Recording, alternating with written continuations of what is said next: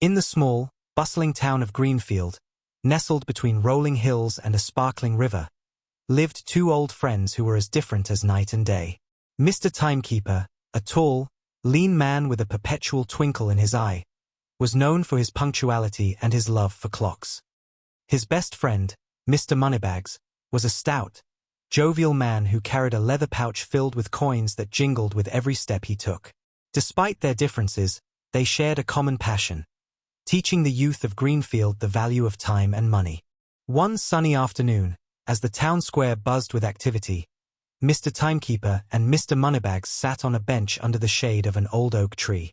They watched as a group of teenagers lounged nearby, idly scrolling through their phones, oblivious to the world around them. "Look at them," Mr. Timekeeper sighed, shaking his head. "They have no idea how precious their time is." "And money," Mr. Moneybags added, patting his pouch. "They spend it like it grows on trees." The two friends exchanged a knowing glance. They had seen this behavior too many times before, and they knew it was time to intervene. "We need to teach them," Mr. Timekeeper said firmly. "But how?" Mr. Moneybags asked, his brow furrowed. Mr. Timekeeper smiled. "We'll show them. We'll give them a lesson they'll never forget." The next day, Mr. Timekeeper and Mr. Moneybags gathered the teenagers in the town square. The youths looked at them with a mix of curiosity and skepticism. "We have a challenge for you," Mr. Timekeeper announced, his voice carrying across the square. "A challenge that will teach you the value of two of the most important things in life, time and money." The teenagers exchanged glances, intrigued but unsure. "Here's the deal," Mr. Moneybags said, pulling out his leather pouch. "Each of you will receive 10 coins. These coins represent your time and your money. You can spend them, save them, or invest them however you choose. But remember, once they're gone forever." Mr. Timekeeper held up a small hourglass. "And this," he said, turning it over, "represents the time you have. Once the sand runs out, your time is up." The teenagers nodded, still unsure of what to expect. "The challenge lasts 1 week," Mr. Timekeeper continued. "At the end of the week, we'll see how you've used your coins and your time. The one who uses them wisely will receive a special prize." The teenagers' eyes lit up at the mention of a prize, and they eagerly accepted the challenge.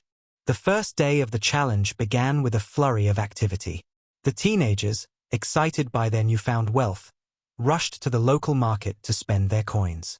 They bought sweets, toys, and trinkets, laughing and enjoying themselves without a care in the world.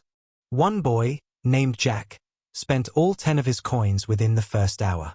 He bought a shiny new keychain, a bag of candy, and a colorful kite. As he walked through the market, he felt a sense of pride at his purchases. But as the day wore on, he began to feel a pang of regret. He had nothing left to spend, and the week had only just begun.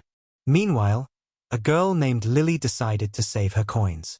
She tucked them safely into her pocket, determined to make them last. But as she watched her friends enjoy their purchases, she felt a twinge of envy. She wondered if she was missing out by not spending her coins. Another boy, named Tom, decided to invest his coins. He bought a small basket of apples from the market and set up a stand by the river, selling them to passers-by. By the end of the day, he had doubled his coins. He felt a sense of accomplishment, but he also realized that investing required effort and patience. As the days passed, the teenagers began to notice something strange. The hourglass that Mr. Timekeeper had given them seemed to be running out faster than they expected. They had been so focused on spending their coins that they had forgotten about the sand slipping away. Jack, who had spent all his coins on the first day, found himself with nothing to do. He wandered the town, bored and restless, wishing he had saved some of his coins for later. He realized that he had wasted not only his money but also his time. Lily, who had saved her coins, began to feel the weight of time pressing down on her. She had been so focused on saving that she hadn't enjoyed herself at all. She realized that saving was important, but so was living in the moment. Tom, who had invested his coins, found that his efforts were paying off. He had more coins than anyone else, but he also realized that he had spent most of his time working. He wondered if there was a balance between investing and enjoying life.